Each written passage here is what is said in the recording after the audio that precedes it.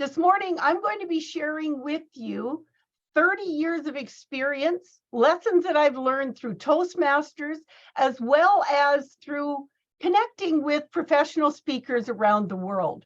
I call this presentation peer-to-peer, the Lego way, because really building a speech is just like playing with Lego. And I'm going to be sharing with you today the different pieces that you are going to be using in your Lego speech. I'm also going to be ably assisted by Sam, Mitch, and Felipe. So watch for their stellar performances. Let's get started. Well, why is it that when we have to give a speech, the first thing we do is panic? And we look at all of our ideas as a great, big, ugly jumble of Lego pieces. And I know you make these faces because I have seen you make these faces. You can be happy, you can be sad, you can be mad, you can be glad. But at the end of the day, my friends, you still have to give a speech. And so you dive deeply into your bin of ideas and you get into your Pathways project and you go, I have no idea what I'm going to do. But then you remember, oh yes, I have the tools because I know the Lego way, and I can take my Legos and I can make them all fit into a beautiful pattern that is going to be a great speech. So today we are going to I'm going to share with you, with my friends, how instead of being the grumpy Gus, the non-Toastmaster that doesn't know this system, you are going to turn into the kind Karen, the super Toastmaster that says, a speech? No problem. I've got this because I know the Lego way. Well, why is somebody like me qualified to talk to you about building speeches? Well, apart from the fact that I've been speaking since I had lips, at age 10, I joined 4-H and I started their public speaking track. I've had work requirements. I've learned to lead groups. I've done some academic training as well as professional development. The best thing I ever did was to join Toastmasters, because through Toastmasters, combined with my professional speaking, I was able to apply for the Accredited Speaker program that I'll tell you a little bit more about. I was able to achieve it, and hence I have my favorite jewelry, my Accredited Speaker tag. Did you know that there's only 90 of us in the world, and we get to be in the Toastmaster Hall of Fame? Ah, how amazing is that? It's not amazing. It's hard work. So let me share with you some of the ideas. When we're preparing to give a speech, the first thing we do is obviously have to get ready. And we have to know the purpose. In other words, why are you talking? What is your purpose for talking? It's not just to exercise your facial muscles. And in Toastmasters, we have our amazing online learning platform called Pathways that can help us and guide us with what is the purpose. So why are we talking is the purpose, and that's the foundation of our Lego.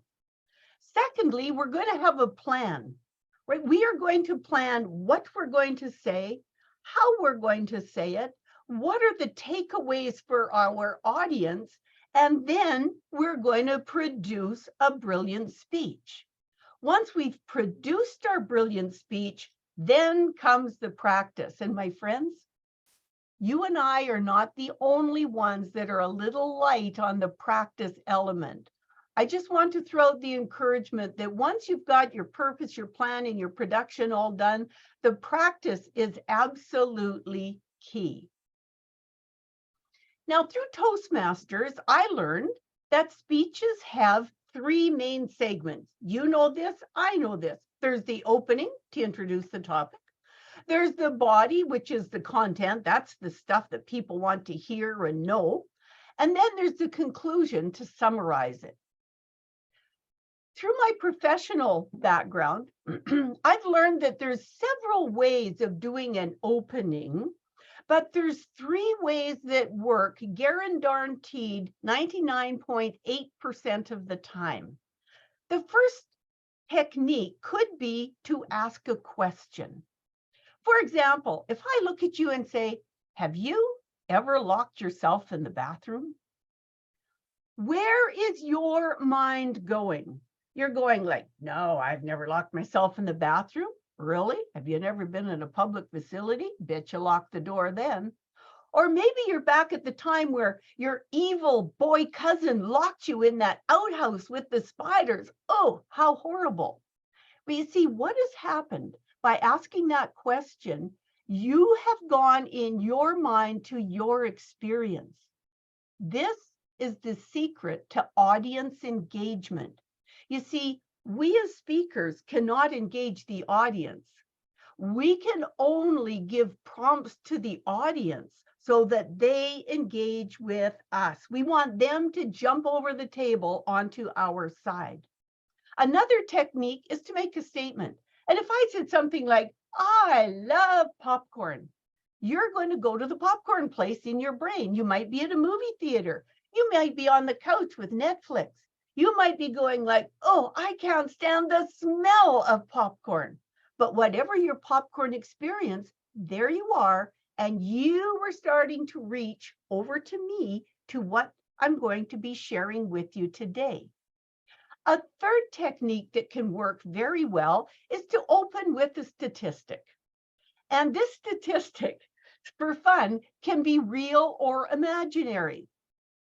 If I say 37% of Canadian adults secretly suck their thumb, you're probably looking to the left, looking to the right.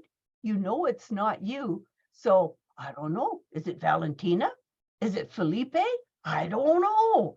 But you're already starting to think about it. Just for your comfort level, I made that statistic up, so you don't have to be suspicious of our club members. Now, there's some other ways of opening a presentation. Some people open with humor if they are gifted at humor. Some people open with a story. There's many ways, but if you want a surefire technique for an opening to get that engagement started, use a question, a statement, or a statistic. Our next element is the body of the speech. This is the meat and potatoes. What are some of the elements we want in there? Well, your audience wants some facts. They want some figures, some stories, some humor, and some ideas. Facts and figures are really important because our audience has two sets of ears. There are people that listen for facts, that want to hear the information, that's what they're listening for. But there's about 10 to 12% of the population that is looking for figures, that is looking for numbers. That's why opening with a statistic can work well. And so they listen numerically rather than factually. So if we can blend in some facts as well as some figures, we're going to be able to hit almost all of our audience. Stories, please include a story. And what your story is going to do is it's going to support the point that you are making. Don't use that story off the internet or off Facebook that everybody's read 1,000 times. Craft your own story. And if you need help crafting your story, good news, Toastmasters can help you with that.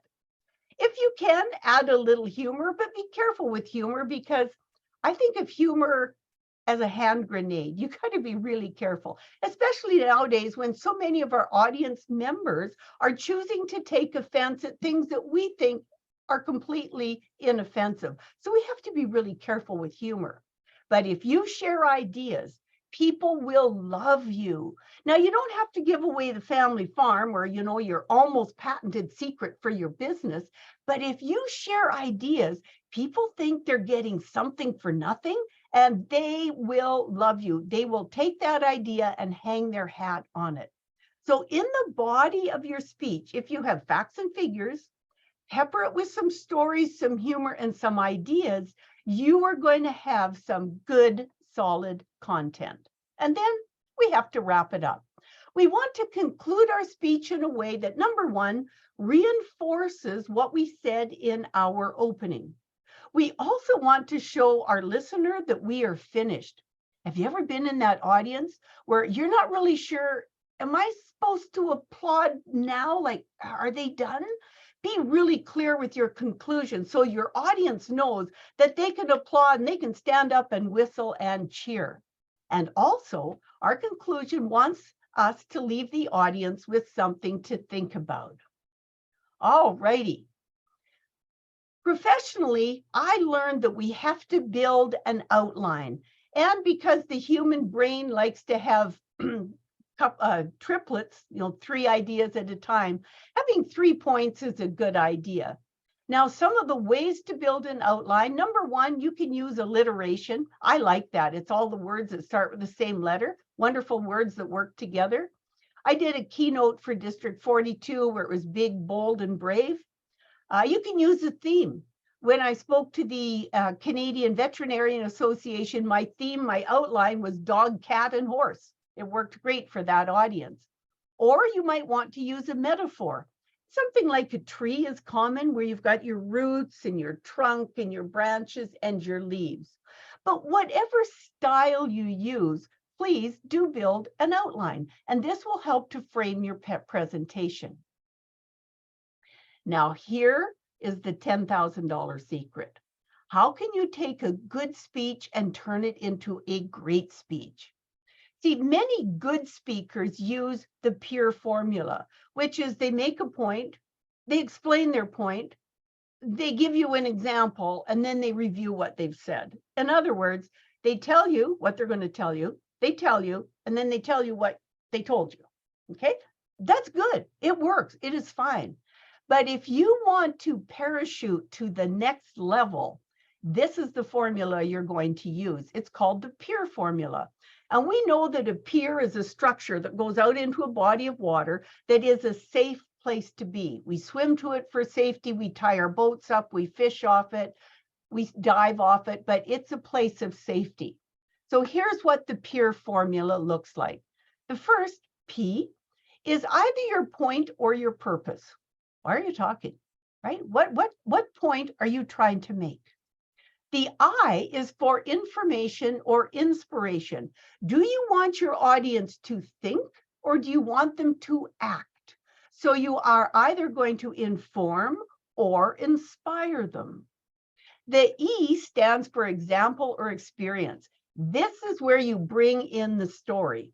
If you're using somebody else's story, you would say something like, for example, when I was talking to Tammy about my computer, right? And you would tell that story. Or in your experience, you can say, I remember the time that I was driving on the ice road. Okay, so you're going to use that story piece. And the R is the reference or resource because our audience wants to be able to get additional information or, quite honestly, to fact check you. And so we want to give them the resources to do that. That's the Pier formula. Point, inform, example, reference, or purpose, inspire, experience, and resource. So to build our presentation the Lego way, we're going to have an opening. We are going to use our Pier formula for point 1. We're going to use our Pier formula for point 2. And we're going to use our Pier formula for point 3. And then we're going to have a conclusion. Here's a hint. The Pier, P-I-E-R, doesn't have to be in that order as long as all of the elements are included. So if, for example, we wanted to talk about tissue, right? A very common thing. This is where my Toastmaster friends are going to help me. We're going to decide that we're going to be talking about tissue. This is our purpose. And we've already set our outline. Our outline is done in alliteration. We know that tissue is soft, sanitary, and stylish. And then we're going to have a conclusion. So I'm going to ask for, there we go. We've got Felipe, we need Mitch, and we need Sam. Our Zoom master is helping us out with that. Okay. And Sam will be joining it. There we go. Okay, unmute, my friends. So we are going to show you, we're going to demonstrate to you how this works. I will do the opening and the conclusion, and my friends are going to do the 3 points. We're going to start with Mitch, then go to Felipe, and then go to Sam. Are you ready, team? All right. Today, we are talking about tissue, that unsung hero of refrigerator tops, bathrooms, and bedroom side tables. We know that tissue is soft and sanitary and stylish. Mitch? Have you ever used sandpaper to wipe your runny nose? Of course not. You find something soft like Kleenex. It's a special blend of fibers that allows you to avoid irritation with your nose. If you're a frequent wiper, Kleenex helps reduce irritation and redness.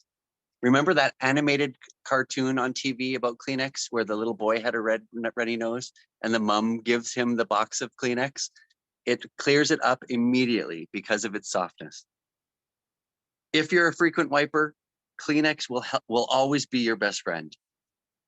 Kleenex.com is a great place to find all the possible soft products that you can use in a variety of situations, from travel packs to wholesale boxes.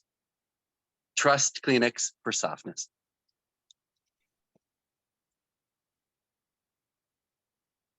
Have you ever heard of the acronym KISS, K-I-S, before? No, keep it simple. In this case, keep it sanitary. Tissues were invented to replace the handkerchief. Why? You probably guessed, because rather than reusing your handkerchief to blow your nose, wipe the table, who knows what else, and then put that in back in your pocket, like over time, cells multiply, causing mitosis. And then you get a sweet collection of poop emojis growing in your pocket. So with facial tissues, they're kind of like your exes, disposable. It's like one and done, like throw that in the trash. Is it just me, or did you too have your mom or a grandma or grandparent pull out a raggedy old handkerchief and then give you one of these?